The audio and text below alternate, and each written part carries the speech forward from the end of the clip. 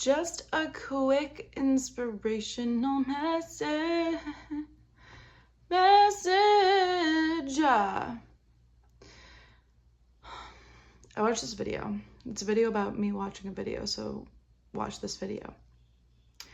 I watched this video where this woman was talking about how she wanted nothing to do with Jesus. She grew up in like a Catholic home, and as she got older, it really didn't mean anything to her.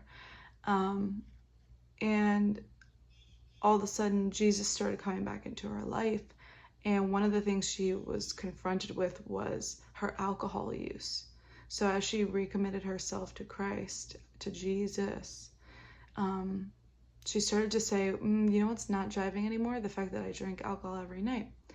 And she decided to go to church, and as she had been in church for quite some time, she had this encounter with the Lord where she was just weeping, and she, I guess, felt some sort of shame, some sort of remorse, some sort of incapability around stopping the drinking. And what she said she heard the Lord say to her was, let's just take this one day at a time. And that is what I'm now experiencing for myself with my eating disorder that I've had since I can even remember. I was always binge eating, and so it's this really solid addiction that I have to using food as a way to hide. Maybe you can relate to this in some of your addictions, like using whatever your addiction is as a means to escape. Like it's the form of escapism, and you get so addicted to being able to escape, and then you get so addicted to the dopamine that you may feel from your addiction, and to be without that addiction feels like being exposed. It feels like opening up, taking the bandage off the wound and just letting it be there and be amongst the elements and allow that air to actually touch it. It can feel like, ooh, like I don't want to be so exposed like this.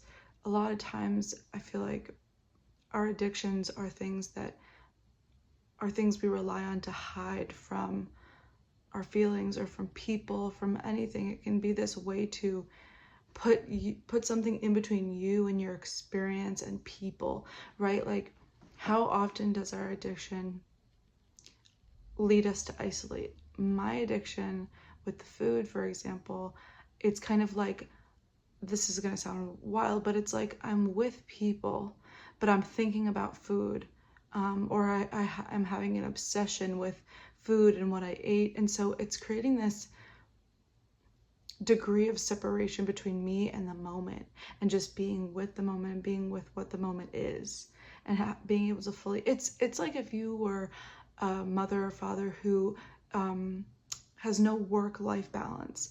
So when you're with your kids, it's like you're not really with your kids because you're still kind of processing something about work. We all know those workaholics, those parents who can't just detach from work and be with their kids. And the kids, if the kids were a symbol for life and the present moment,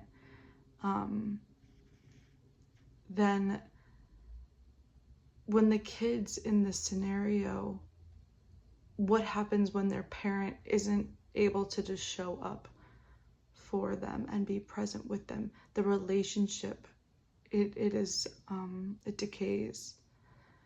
So there's a spider on my thing.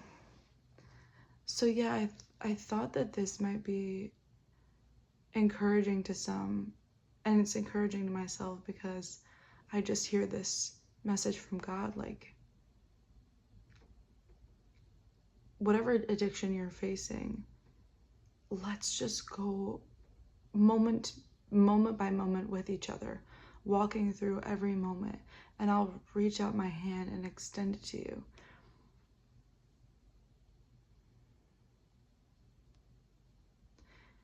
If I can add something,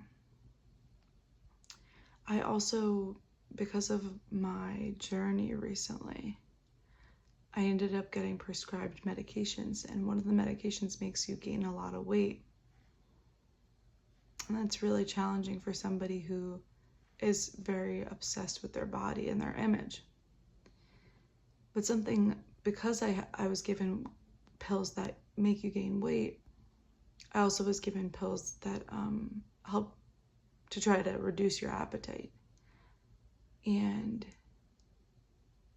those also help, like I said, with reducing the appetite. So I've been questioning recently if God actually strategically led me to these medications to help me finally at this part of my life, 28 years old, to finally help me with this food addiction.